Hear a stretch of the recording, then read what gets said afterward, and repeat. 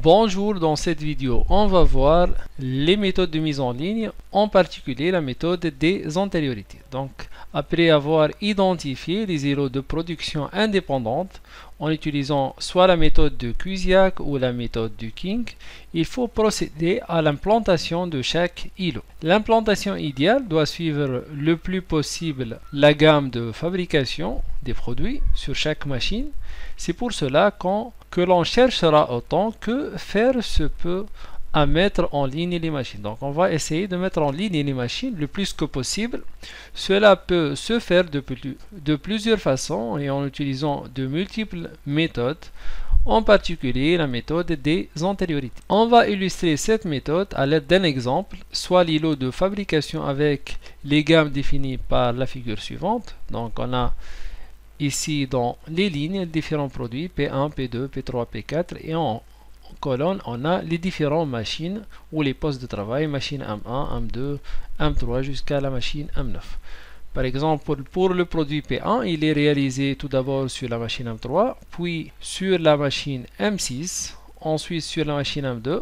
L'étape 4 elle est réalisée sur la machine M7, étape 5 sur la machine M8 et la dernière étape sur la machine M9. Pour le produit P2, première étape elle est réalisée sur la machine 1, deuxième étape sur la machine M5, troisième étape sur la machine M4, quatrième étape sur la machine M7, sixième étape sur la machine M8, septième étape machine M9 et en fait c'est la dernière étape sur la machine M9. Même chose pour les autres produits P3 et P4.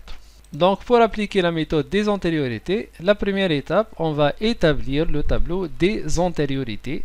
Donc pour établir ce tableau-là, on place dans chaque colonne l'ensemble des machines qui interviennent dans une gamme avant la machine considérée. Donc ici on a les différentes machines, machine M1 jusqu'à la machine M9. Et ici on va mettre les antériorités, les machines antérieures. Par exemple, pour la machine M1, le produit P1, on n'a pas machine M1. Le produit P2, il va commencer par la machine M1. P3, même chose. P4, même chose. Donc, la machine M1 est la première machine. Donc, elle n'a pas d'antériorité. Passons à la machine M2. La machine M2 pour P1, là, comme antériorité, donc machine M3 et machine M6. Pour le produit P2, elle a la machine M1, la machine M5, M4, M7 et M2 vient la cinquième. Pour le produit P3, la machine M3 c'est la troisième, donc on a avant M2, M1 et M4. Pour la machine M2 pour le produit P4, on a M1, M4, M5 et M6. Donc sous M2 on écrit les machines antérieures. On a M1, M3, M4, M5, M6 et M7. Passons à la machine M3. Donc pour le produit P1, on a la machine M3, c'est la première. P2, P3, P4, on n'a pas de machine M3. Donc la machine M3, comme la machine M1, n'a pas d'antérieur. N'a pas de machine précédente antérieure.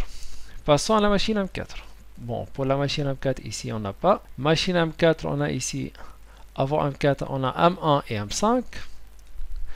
Pour, ici, on a M1. Et pour P4, on a M1 et M5. Donc on écrit sous M4, M1 et M5. Pour M5, ici on n'a pas M5. Avant M5, on a M1. On n'a pas ici M5 pour P3. Et avant M5 pour P4, on a M1. Donc on a pour M5, la seule machine c'est M1. Même chose pour M6. Donc c'est le même principe. M6 ici pour le produit P1, on a avant M6, on a M3.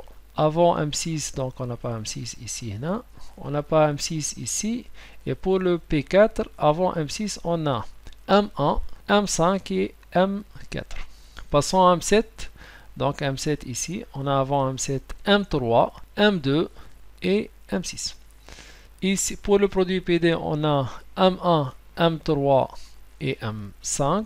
Pour le P3, donc on a M1, M2 et M4. Et pour le produit P4, avant donc M6, on a M1, M3, M4, M5. Donc voilà, donc on écrit sous M6, M1, M3, M4, M6, M5. Même chose, le même travail se répète pour M7, M8 et M9. Donc on essaie d'écrire tous les machines qui viennent avant M7 pour les différents produits. Bon, remarque ici, l'ordre n'est pas intéressant. On peut écrire M1, avant M2 ou M2 avant M1. Ça ne change rien dans le reste de travail. L'étape 2, on place et on raye les machines qui n'ont pas d'antériorité. Quelles sont les machines qui n'ont pas d'antériorité? Ici, on a des cases vides. Donc, on a M1 et M3.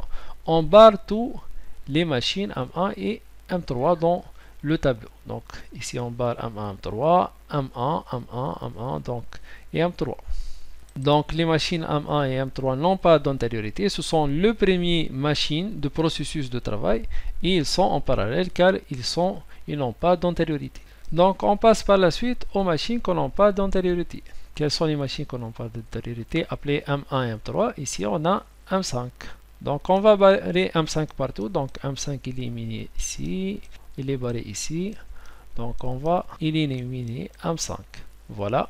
Et ici, donc, les machines qui n'ont pas d'antériorité, ici, on passe à M4. Donc, on a M4. Par la suite, on va barrer M4 partout. Donc, M4, M4, donc M4, M4 et M4. Donc, passons aux autres machines qui n'ont pas d'antériorité, c'est M6. Passons à M6 ici et on va barrer M6 partout. Donc M6, donc M6, M6 et M6. Donc, alors on place les machines dans l'ordre. On a M1 et M3, les premières machines qui n'ont pas d'antériorité. Par la suite M5, puis après M5 on a M4 et après M4 on a M6 dans l'ordre. Donc M5, M4 et M6 ils sont en série. On passe par la suite aux machines suivantes. Donc on a M2 et M7. Donc M2 dépend de M7 et M7 dépend de M2. Donc on va barrer M7. On barre ici M7. Donc ici on va barrer M7 et M7. Et de même on va barrer M2. M2. Donc on a M2 et M7 dans le même niveau car M2 et M7 dépendent l'un de l'autre. Donc après l'élimination de M2 et M7 en même temps, on met en parallèle M2 et M7 et on obtient ce processus-là. Donc on a M1 et M3 en parallèle, puis M5, M4 et M6, puis M2 et M7 en parallèle. Donc après M2 et M7, qu'est-ce qu'on a? M8 n'a pas d'antériorité. Donc on passe à M8, puis on va barrer M8 sous M9 et la dernière machine est M9. Donc M9 vient après M8. Donc après l'élimination de la machine M8 et M9, on obtient le processus final suivant. Donc on a M1 et M3 en parallèle, puis M5, puis M4, puis M6, puis M2 et M7 en parallèle. Ensuite on a M8 et enfin on a M9. Donc voilà, on a terminé cette vidéo. Merci et à la prochaine.